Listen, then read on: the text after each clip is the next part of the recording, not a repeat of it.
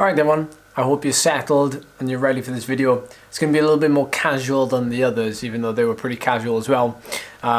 Reason being is because I know a lot of you are watching this as a premiere, not as a video on repeat. So just going to chat about the race that happened last week on the New York City course. Obviously it had a climb at the end, but there was lots of tactics involved. The sprints, 3 sprints with points up for grabs, and then the KOM to finish. Now, I'm not going to talk about it too much because obviously a lot of you raced this that are watching right now. We had some really high motivation from most of the teams, not all of the teams, leading up to it. I think whenever a climb is involved, people are like, they're either really nervous or they're either really excited. They tend to be the same thing, but most of you were well up for giving it a go in those sprints to get some points, and then those of you that were up for the finish, for the climb, were really geared up for it. Okay, so we'll start off with Backpedal Team 1, the A1s, the Races Without Mercy. Now at the time of recording this, and because I have a super busy few days coming up, the actual race debrief from them wasn't available, so I'm going to put this up on the screen now.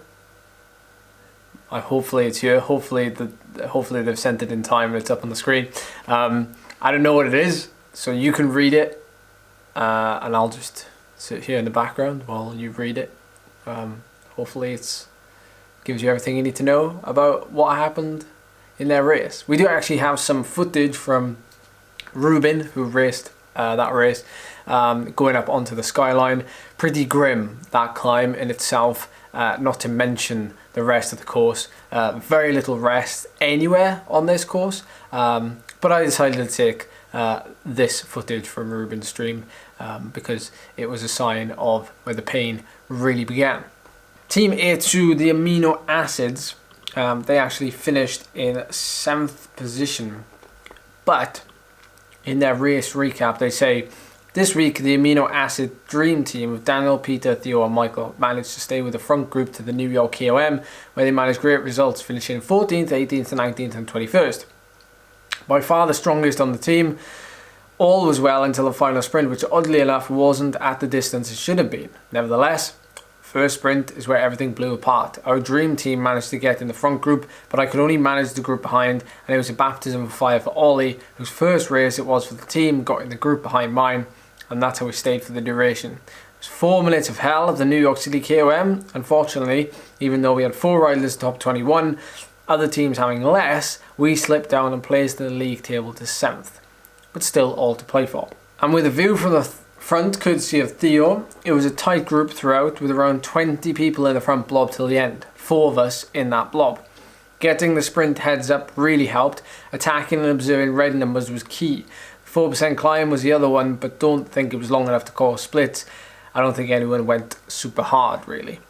I think everyone focused on mainly the sprint and the final KM. I burritoed the electric spirit guy behind me at the end to get a gap before the finish line. Excellent work with the power up there. Next up we have the R.3 Southern Ambassadors. We've got some footage of Al doing an amazing kind of 2-up sprint with his teammate. Very perfect positioning when they both kind of exited the blob, as you can see in this footage.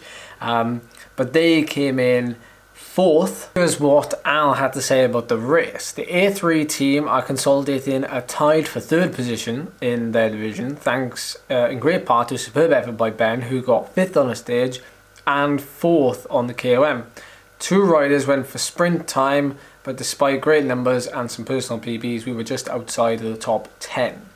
We're now looking forward to the TTT next week, where we believe we can go one better and get in the podium for the division. On to the B category now, and we have some footage from Mick. So the Ed Wannabes had an amazing race. As true Ed Wannabes, there was no other option to win the stage, which finishes with a KOM, which they did, scoring a massive 237 points, 50 points ahead of 2nd place team. They almost had a clean podium sweep, with Jill, Alan and Mick finishing 2nd, 3rd and 4th, but a single Z-Power rider decided that wasn't happening and took the individual stage victory.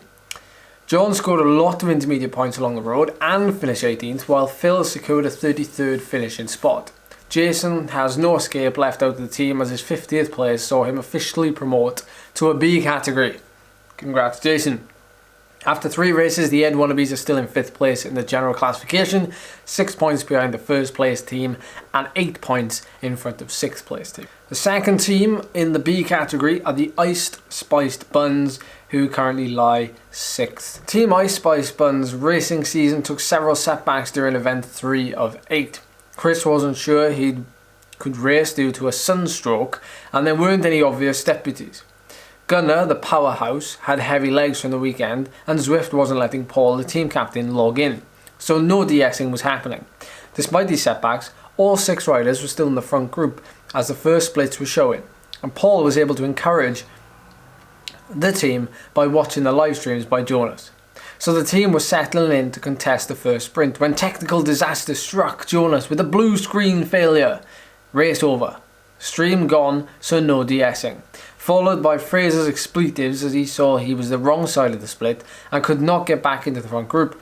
While Jonas rebooted, Paul managed to get Zwift to run on a different machine just in time to see Buddy lose contact with the front group, but we still had 3 in the front group looking strong. Time for some inspiring words from Paul to encourage the team. Zwift chose this time to stop allowing fan view of the riders in the race, leaving Paul and Jonas watching each other stationary on the New York track. Sorry guys, I can't see to help, so just do what you can, was the best Paul could offer. There followed 25 minutes of B2 radio channel grunts and heavy breathing as Michael and Chris continued to perform at the top of their game in the front group with a recovering Gunnar, while Buddy and Fraser encouraged each other to push on to the end. The final challenge of the New York KOM brought out the best in the team, and in Buddy's competitive spirit as he shouted, "Have that, you feather bast!" while passing the rider who had the cheek to overtake him earlier with a power-up. Final placings to follow. Wow, that was an epic write-up from Team Ice Spice Buns there. I really enjoyed that actually. And finally, on to the C1, the little commas. Here is their recap.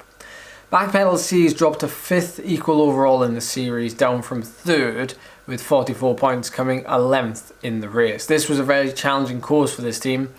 Parky said at the start of the race his legs were feeling good. This was borne out as he used his climbing skills to gain 26th place, very much at or over his FTP.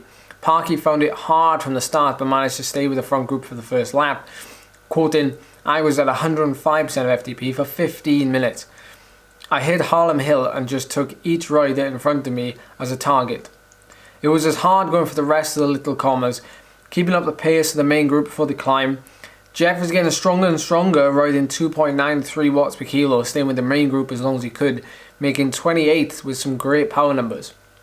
Sam's first big race after concentrating on crits and did some good power stints to keep 44th. Tim was Zwift powered up from D to C, but still can't seem to break into the top 50, coming 55th. Don't worry Tim, you'll get there. Dan and Chris stayed back from the main group to concentrate on the sprints.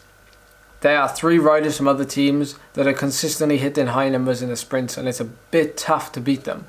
On this course, the sprint was a little too short for Chris's longer sprint power levels, so they got pushed down this week despite producing higher peak power. Dan led out for a couple of these and came close to being in the top 10 himself, but after the 3rd sprint, Chris picked off riders to make 52nd and Dan 58th. I think it's fair to say our team is not best suited to the steeper sections or the courses alike, but we'll be back. In other news, Paul Borum is back training and should be available soon, and the Power Boys, Dougie and Marco, are itching for next week's team time trial. So there you have it, a rather casual conversation. No, it doesn't work, does it? So there you have it, a casual chat, a recap. I hope everyone is enjoying the racing so far. That's 3 rounds done already, 5 to go. The standings so far are as follows. Overall league standings, you can see on the screen. We have our own little Backpedal team league, which is a little bit of in-house fighting.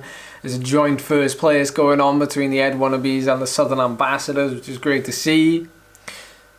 But all in all, more importantly, I hope you're enjoying it. I hope you're getting a lot out of it. I hope you're pushing yourselves. I hope you're having a lot of fun. And I can't wait to see what the next couple of weeks brings. Maybe it's just me, but I'm personally looking forward to Surrey Hills. It's just me, isn't it? Yeah. Alright. Thanks for watching, everyone. Stay safe and enjoy your riding.